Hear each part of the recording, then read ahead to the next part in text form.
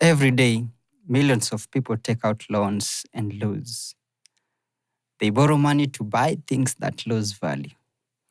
They pay back twice what they borrowed. They work for decades just to clear a debt that should have made them rich. But quietly in boardrooms, in investment clubs, in private WhatsApp groups, a different game is being played. A completely different game. The wealthy don't avoid debt, they weaponize it. They use other people's money to buy assets. They let inflation eat their loan balance. And they build empires using capital that was never theirs to begin with. That last line, read it again if you need to. They build empires using money that was never theirs. That's what this document is about. The lie about debt. From the day you could understand language, you were taught one thing about debt. Debt is bad, avoid it. And we believed it. I believed it. Most of us grew up hearing, don't borrow saved money. Don't borrow, save your money. Debt will ruin you. And on the surface, that makes sense. Credit card debt at 40% interest, bad. Borrowing to buy a car that loses value the moment you drive it, questionable. Borrowing to go on holiday, painful. But here is the lie hidden inside that lesson. It doesn't distinguish between bad debt and good debt. Bad debt is borrowing money to consume. You borrow, you spend. The thing you bought loses value, and you're left paying interest on nothing. Good debt is borrowing money to produce. You borrow, you deploy, and the asset you acquired generates income or appreciates. The loan pays itself. Let me say that again because this is the foundation of everything. Bad debt, you borrow to consume. Good debt, you borrow to produce. Same action, completely different outcome. The bank understands this distinction perfectly. That's why they offer mortgages at lower rates but credit cards at 40% and above. They want you consuming on high interest debt. They don't want you producing with cheap capital because that is what they do with your deposits. You put money in a savings account, the bank pays you, what? 7, 8% maybe on money that you've just given to them. Then they take that same money and lend it out as a mortgage, a business loan, a personal loan at 14, 18, 25%. The spread between what they pay you and what they charge others, that is their profit. Let me repeat that again. The bank pays you what? 7, 8% maybe. Then they take that same money and they lend it out as mortgage, a business loan, a personal loan at 18, 14, 25%. The spread between what they pay you and what they charge others, that is their profit. They are using your money to make money. And they've been doing it all this time. What rich people actually do? Let's get to that. Now, let's talk about what wealthy people actually do with loans, because it is not what most people think. Strategy 1, they call it the buy, borrow, die method. The buy, borrow, die method. I know how that sounds. Just stay with me. Here is how it works. You buy an appreciating asset, real estate, stocks, a business, it grows in value. Instead of selling it and paying tax on the profit, you go to a bank and borrow against it as collateral. You get cash, tax-free, because a loan is not income. You use that cash to fund your life or buy more assets. The original asset keeps appreciating, you never sell it. So they never sell it. They just keep borrowing against a growing asset. The bank gives them cash, no tax. The asset keeps going up. Hmm. And they repeat this until they die. Hence the name buy, borrow, die. You buy and borrow until you die. Yeah? You get it in layman's language. Okay. Now, you might say that that only works for billionaires, but the principle scales down.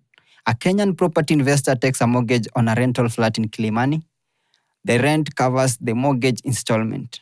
The property appreciates 5 years later, they refinance, pull out equity and use it as a deposit on a second property.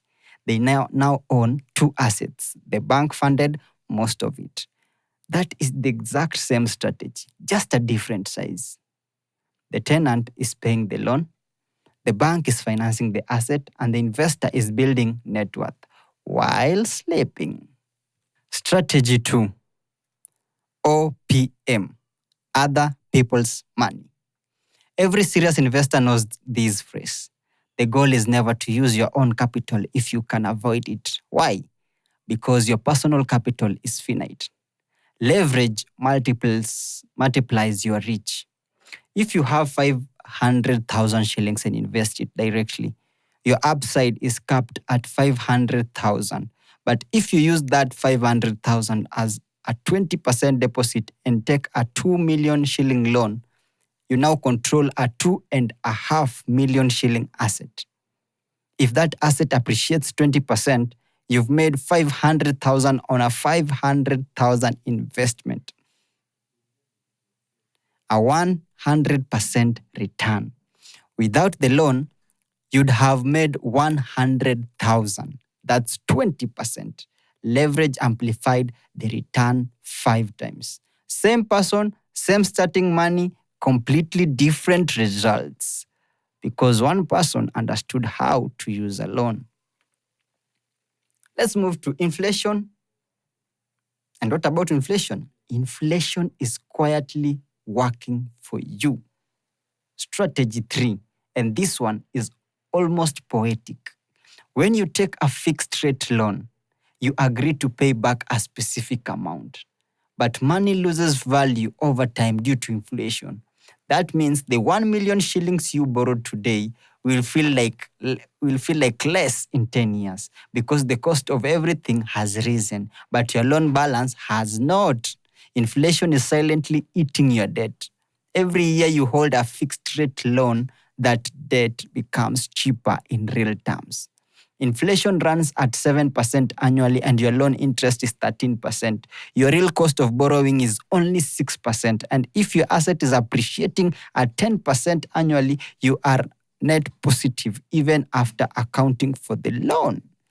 The bank does not advertise this, but the wealthy know it. Long-term fixed rate debt in an inflationary environment is one of the best financial tools available. They don't advertise it because it benefits you, not them. If you borrowed at a fixed rate 5 years ago, that money you owe in real terms, it has shrunk. Inflation has been quietly paying part of your debt for you. Very nice. How to pick a loan you can win with. Before you borrow a single shilling, you need to understand the structure of the loan, not just the monthly payment, the full structure. First, fixed rate versus variable rate. A fixed rate stays constant. A variable rate moves with the market, sometimes down, often up, always unpredictable. For long-term borrowing, fixed rates are almost always better. You can model your cash flow. You know exactly what you are paying. Variable rates sound attractive when they start low, but financial history is full of people who took variable rate loans and watched their payments double. Lock it in if you can. Second, the loan tenure. Longer tenure means lower monthly payment, but far more total interest paid. A 1 million shilling loan at 14% over 5 years costs you roughly 1.4 million total. The same loan over 10 years cost you roughly 1.9 million. That extra 500,000 shillings, that is just interest. Money you paid for time you may not have even needed. Third, prepayment penalties. Some lenders will penalize you for paying off a loan early because early repayment cuts into their projected interest income. Before you sign anything, check this clause. You want the freedom to pay it off as fast as if you come into money. You want the freedom to pay it off fast if you come into money. Always know that. Fourth, always ask for the APR, not just the standard interest rate. The annual percent rate include all fees, processing charges, and insurance. Get the total cost in shillings from day one to the final payment. That number is the truth.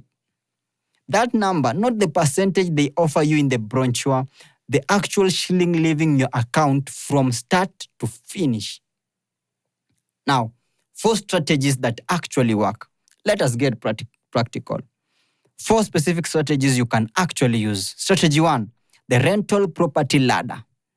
Take a mortgage or development loan to acquire a rental property. The rent covers the loan installment.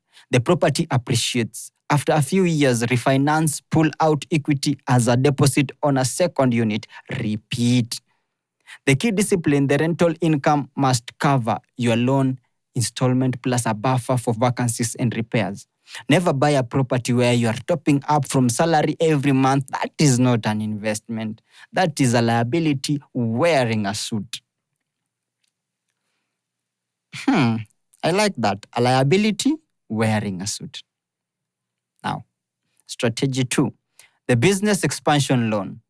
If you have a proven revenue model, meaning you know that for every X shillings you inject, you generate Y, a business loan is simply multiplying a formula that already works. For example, you run an online service with 200,000 shillings, you make 50,000 profit per month. You borrow 600,000, you now have 800,000 working in the business. You scale to 200,000 profit per month. Your loan repayment is 20,000 per month. Net after repayment, 180,000, almost 4 times what you made before.